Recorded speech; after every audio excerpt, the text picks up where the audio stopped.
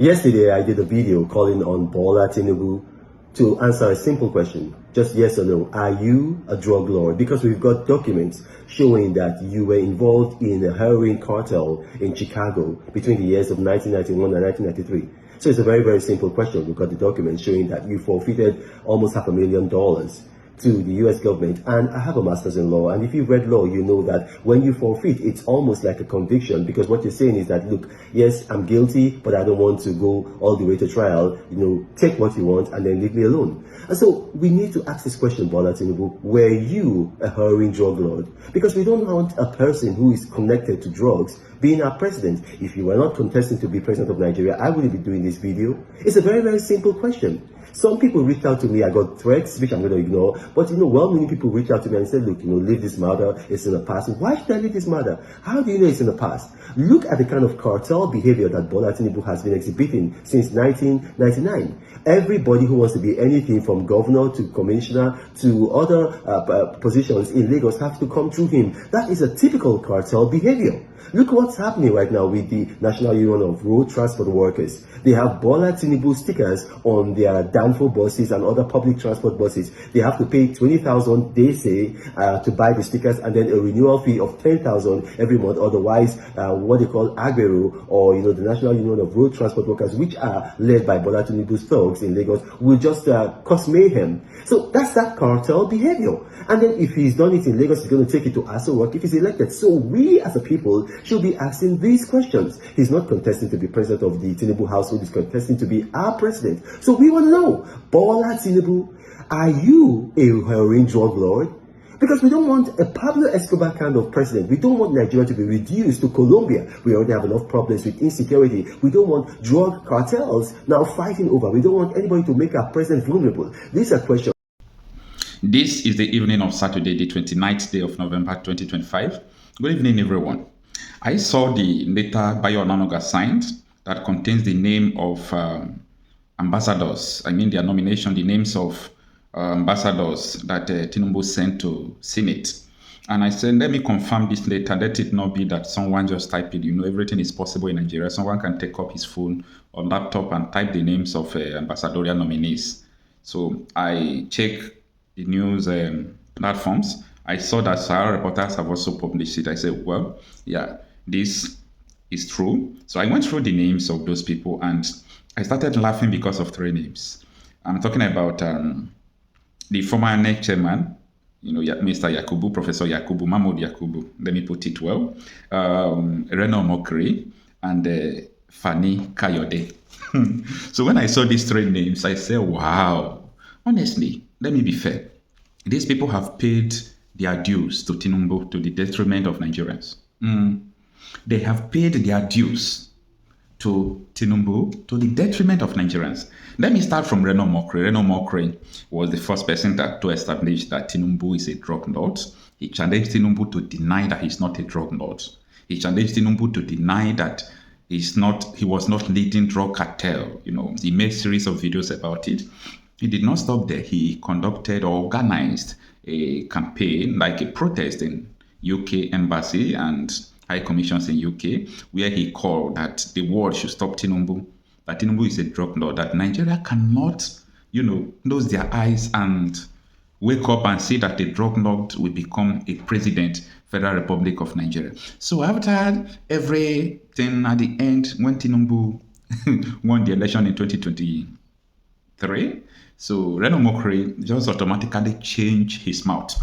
He was afraid that he's still going to be in exile, just like how Buhari sent him to exile. He was doing all these things because he was supporting Atiku Abubakar. And notably, his videos have been circulated by news media from across the world. A lot of people are with the video of Reno Omokri, and they saw when he was calling Tinubu a drug lord, and suddenly Tinubu has appointed him as an ambassador because he pays his due. So when he repented from doing good to joining the cabal of Tinubu, they now appointed him as an aide to Tinubu that will be attacking P2P. If you can do this successfully, if you can attack P2P successfully, we will see what we can do for you.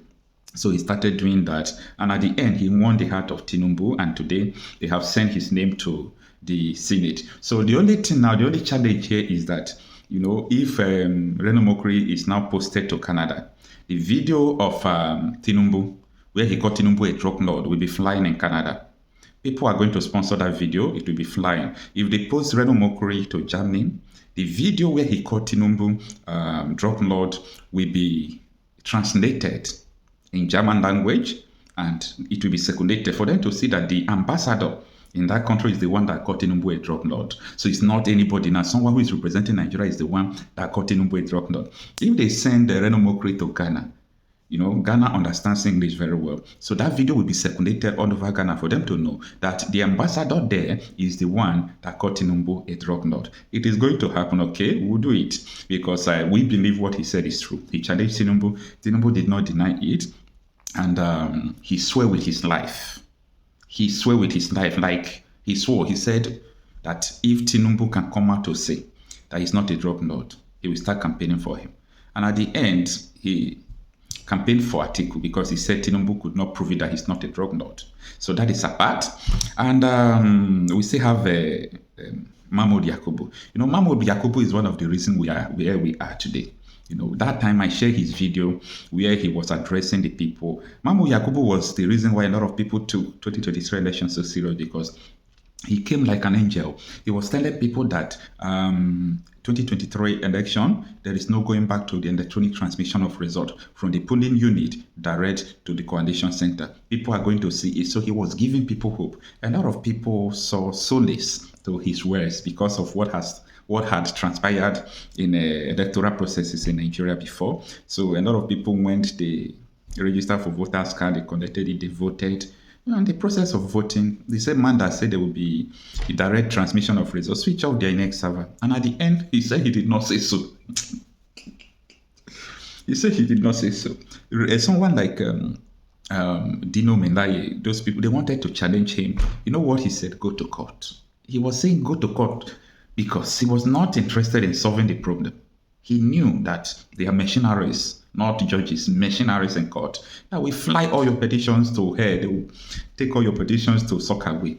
Who are you? So, Yakubu Mahmoud has been rewarded for what he did for Tinubu.